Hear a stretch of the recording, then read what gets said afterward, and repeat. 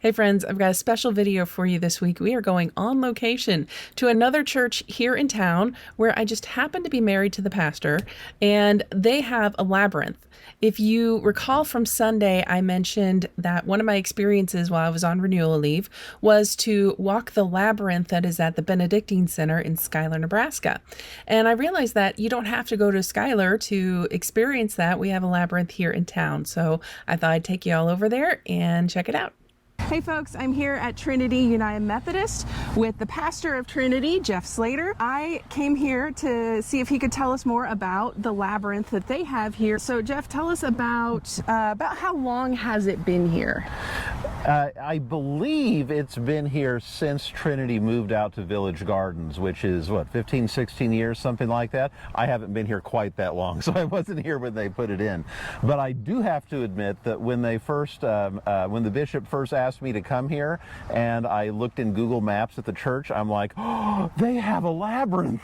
And I was all excited because it also says something about commitment to spirituality. Tell me then what role the labyrinth plays in the life of Trinity United Methodist. Well, to be totally honest with you, I think the biggest role it plays right now in the life of Trinity is as, well, I don't want to say placeholder, but for lack of a better term, a placeholder for our hopes to build a sanctuary. We're working on that right now, and it will eventually go where the labyrinth is. Don't worry, we're going to figure out a way to get a labyrinth in the sanctuary, in the carpet or the floor or something. We can't because we love it too much.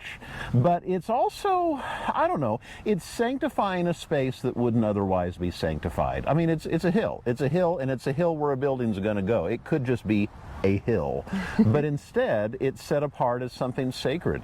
So tell us then, in your own words, how you understand the general spiritual significance of labyrinth, which it can be different things for different people, but what is it to you? It is varied, and you can look on the internet, everybody says something a little different, and I kind of think that's a good thing. You know, for some it's drawing closer to God as you come into the center, kind of like a mandala that you walk, if you're familiar with mandalas, and then going back out into the world at the end of it. Oftentimes for me, when I do it, it's a form of meditation. I've shared this openly with my church, but I have autism and a little bit of ADHD mixed in, and I can be easily distracted, and something about moving my body while I pray helps focus. The first time I ever did a labyrinth was one in Wichita, Kansas. It was in a gym floor of a church, Calvary, if you know it. My experience then was with a group, and what I noticed in walking and praying was that at times the other people would come along and walk beside you for a while, and then their path would separate off and your path would continue, and you might meet them again later, you might not.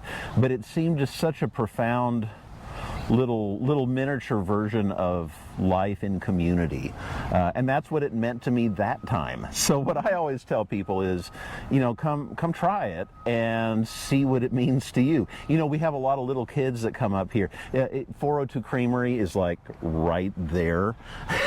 And one of the reasons we put this sign up and these benches is to say, hey, come on up. You'll see kids just running it as fast as they can. And you know what? That's prayer too. Absolutely. There are lots of different ways to experience a labyrinth. It can be for meditative prayer. It can be if there's something specific and just moving your body while thinking about that thing. The great thing I love about a labyrinth is that it's one path.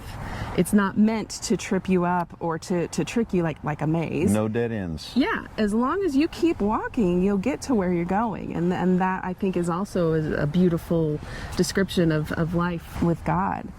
So we think there are dead ends sometimes, but then we find it's just a hairpin turn. Exactly. Those happen with God. How does this labyrinth relate to the community? Can anybody come and enjoy it? Absolutely. Think of it like a public park kind of thing. You know, it's just here. It is on top of a hill, so you may not see the labyrinth from down below when you come. That's one of the reasons we put this sign here, so that people would see it. As I said, 402 Creamery is literally right there. So we have a lot of people that come up on these benches eating ice cream cones. This is not a paid advertisement. No, you can come up here, sit on the bench and just enjoy the environment, walk on the labyrinth. We've got a memorial garden here too, but anybody is welcome. If you come during business hours, you know, come ring the bell, say hi. I appreciate you taking time to share with me about Trinity's Labyrinth and what it means to you as well as what it means to the broader community. So friends, come check it out. You don't have to go to Schuyler. You got Labyrinth right here in Lincoln. Well, you can do both. Well, yeah, true.